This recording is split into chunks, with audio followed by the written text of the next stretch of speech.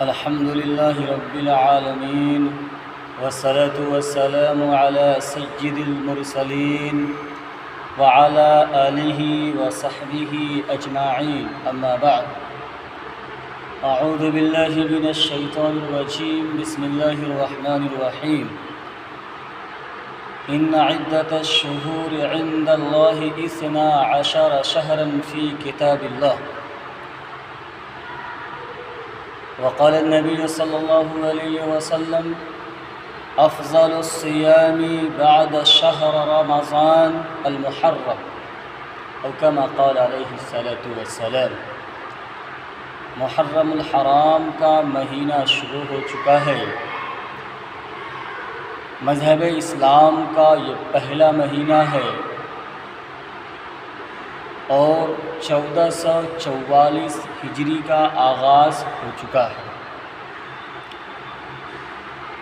محرم الحرام کی بے شمار فضیلتیں ہیں جس کو جناب نبی کریم صلی اللہ علیہ وسلم نے بیان کیا ہے، مگر افسوس یہ ہے کہ آج کا مسلمان یہ سمجھتا ہے کہ محرم الحرام کی فضیلت کی صرف وجہ یہی ہے شہادت حسین، جبکہ اس کی اور بھی بہت ساری وجہیں ہیں اس مہینہ کے افضل ہونے کی۔ مختصر یہ اللہ نے کلام پاک میں ارشاد فرمایا کہ 4 مہینے حرمت والے ہیں۔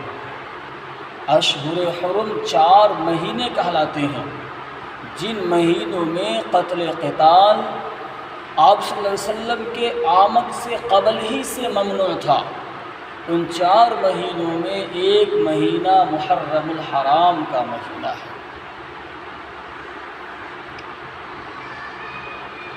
ایسے ہی محرم الحرام کی فضیلتیں اور کئی اعتبار سے ہیں، مختصراً آپ کے سامنے بیان کرتا ہوں۔ حضرت آدم علیہ نبینا علیہ السلام کی جو توبہ قبول ہوئی وہ محرم الحرام کی 10ویں تاریخ تھی۔ حضرت ابراہیم علیہ نبینا علیہ السلام نان نمرود سے نکالے گئے، ان کو نار نمرود سے نجات ملی، وہ محرم الحرام کی 10ویں تاریخ تھی۔ حضرت عیسیٰ علیہ نبینا علیہ السلام کو اللہ تعالیٰ نے یہودیوں کے پروپیگنڈا سے بچا کر کے ان کو آسمان پر اٹھایا، وہ محرم الحرام کی 10ویں تاریخ تھی۔ حضرت موسیٰ علیہ نبینا علیہ السلام کو فرعونیوں سے نجات ملی اور فرعون دریائے نیل میں غرق ہوا، وہ محرم الحرام کی 10ویں تاریخ تھی۔ حضرت ایوب علیہ نبینا علیہ السلام کو اللہ تعالیٰ نے بیماری کے بعد شفا دی، وہ محرم الحرام کی 10ویں تاریخ تھی۔ حضرت یعقوب علیہ نبینا علیہ السلام کی بینائی دوبارہ لوٹ کر کے آئی، وہ محرم الحرام کی 10ویں تاریخ تھی۔ اسی پر بس نہیں، حضرت سلیمان علیہ نبینا علیہ السلام کی حکومت کچھ لمحے کے لیے چھن گئی تھی، دوبارہ لوٹ کر کے آئی تو محرم الحرام کی 10ویں تاریخ تھی۔ لیکن آخر کیا وجہ ہے کہ مسلمانوں کے ذہنوں میں یہ بات بیٹھی ہوئی ہے کہ محرم الحرام کا مہینہ اگر بہتر مہینہ ہے تو صرف شہادت حسین کی وجہ سے، اور مسلمان یہ سمجھتا ہے کہ محرم کی اصلیت سے شہادت حسین ہے، جبکہ یہ سراسر غلط خیال ہے۔ سب سے پہلی بات ایک واضح کرنا چاہتا ہوں، شہادت یہ ایک عظیم منصب ہے، جس منصب کے لیے نبی کریم صلی اللہ علیہ وسلم نے تمنا کی اور فرمایا اقتل ثم احیا اقتل ثم احیا اقتل ثم احیا، میری دلی تمنا ہے کہ میں قتل کیا جاؤں، راہ خدا میں شہید کیا جاؤں، پھر زندہ کیا جاؤں، پھر میں راہ خدا میں شہید کیا جاؤں اور پھر زندہ کیا جاؤں۔ اتنا ہی نہیں، عمر فاروق رضی اللہ تعالی عنہ ہمیشہ دعا کیا کرتے تھے، اللہم اجعل موتی ببلد رسولک وارزقنا شہادتا فی سبیلک، یا خدایا مجھے مدینہ کے اندر موت دے ورنہ راہ خدا میں مجھے موت دے۔ جس کے لیے تمنا رسول کر رہا ہے، جس کی تمنا خلیفہ ثانی کر رہا ہے، اگر وہ چیز حضرت حسین کو مل جائے تو یہ خوشی کی بات ہوگی یا غمی کی بات ہوگی؟ یہ تو خوشی کا مقام ہے کہ حضرت حسین رضی اللہ تعالی عنہ شہید ہوئے ہیں۔ اللہ نے ان کا مرتبہ اور مقام بیان کرتے ہوئے فرمایا، شہداء کا وَلَا تَقُولُوا لِمَنْ يُقْتَلُ فِي سَبِيلِ اللَّهِ أَمْوَاتٍ، جو راہ خدا میں شہید ہو گئے ان کو تم مردہ مت شمار کرو، وہ زندہ ہیں۔ پھر انہیں کھانا کیسے ملتا ہے وہ بھی اللہ نے فرمایا، جو لوگ راہ خدا میں شہید کر دیے گئے بل احیاء عند ربہم یرزقون، وہ زندہ ہیں، ان کے رب کے پاس سے انہیں روزی دی جاتی ہے۔ حضرت حسین زندہ ہے تو پھر یہ ماتم کس چیز کا؟ پتہ چلا کہ ماتم منانا ہی غلط ہے۔ ہمارے عقیدہ کے مطابق شہداء قبروں میں زندہ ہے اور زندوں پر ماتم نہیں ہوتا۔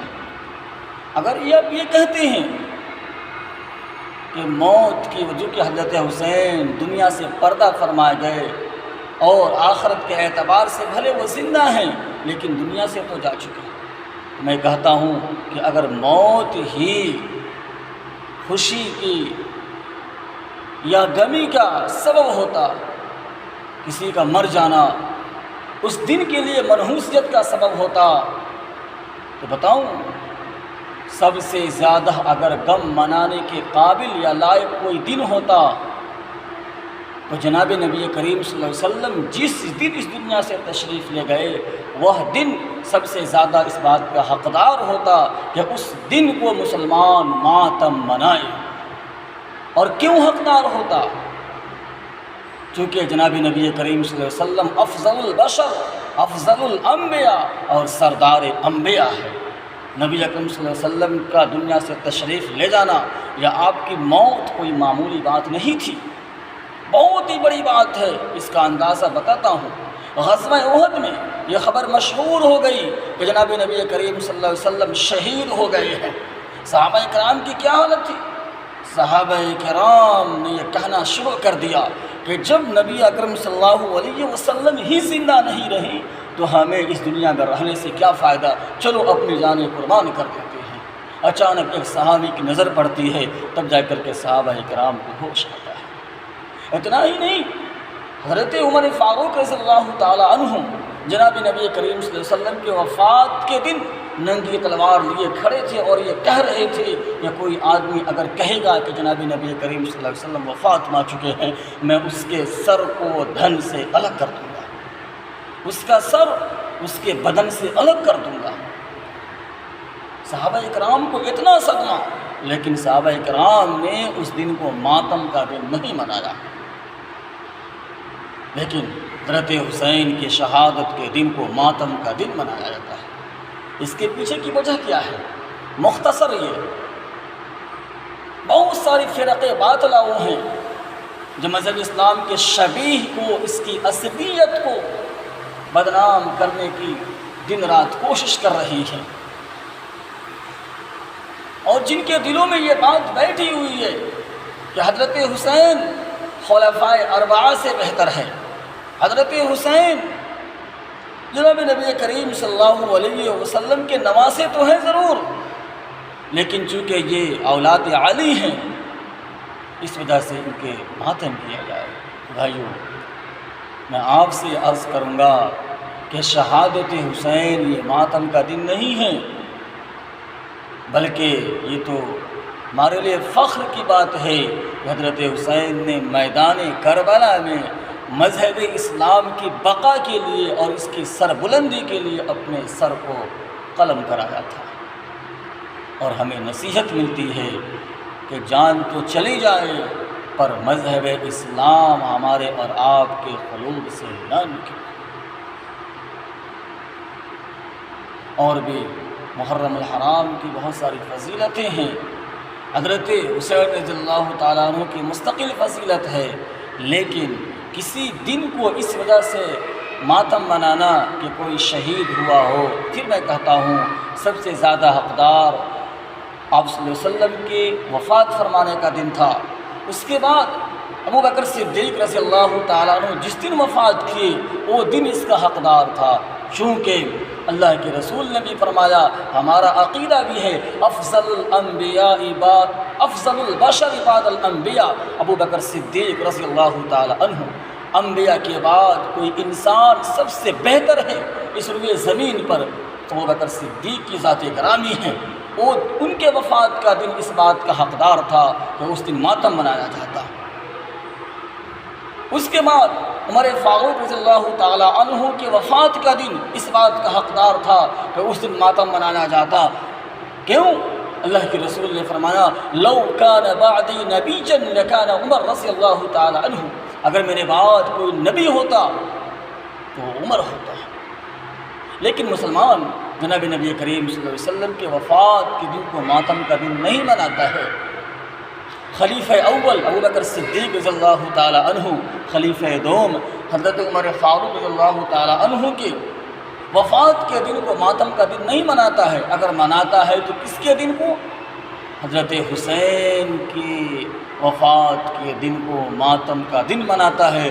اس کے پیچھے کی وجہ صرف اتنی ہے کہ ہمارے ملک میں جو فرقے باطلہ ہیں انہوں نے اس بات کی کوشش کی کہ شہادت حسین کو اتنا اجاگر کیا جائے کہ محرم الحرام کی دوسری فضیلت اس کے سامنے پھیکی پڑ جائے۔ بھائیو، ہمیں اور آپ کو اس سے پرہیز کرنا ہے، اور محرم الحرام کی اصلیت یہ ہے کہ ہم عاشورہ کے دن روزہ رکھیں، اپنے اولادوں کے لیے بہترین کھانے پینے کا انتظام کریں۔ من وسع علی عیالہ فی النفقۃ یوم عاشورہ وسع اللہ علیہ سائر سنتہ، کہ جو آدمی عاشورہ کے دن اپنے اولادوں کے لیے بہترین کھانے پینے کا انتظام کرے گا، اللہ تعالیٰ اس کے برکت کی وجہ سے پورے سال اس کے لیے بہترین کھانے پینے کا انتظام کرے گا۔ جناب نبی کریم صلی اللہ علیہ وسلم پر رمضان کا روزہ فرض ہونے سے پہلے عاشورہ ہی کا دن کا روزہ فرض تھا، یعنی رمضان کا روزہ فرض ہونے سے پہلے عاشورہ کا دن کا روزہ فرض تھا۔ حضرت موسیٰ علی نبینا علیہ السلام پر بھی عاشورہ کا دن کا روزہ فرض تھا، لیکن جب رمضان کا روزہ فرض ہو گیا تو اب یہ حکم ساقط ہو گیا اور عاشورہ کا روزہ ایک مستحب روزہ قرار دیا گیا۔ اللہ مجھے بھی توفیق دے، آپ کو بھی۔ وما علینا الا البلاغ۔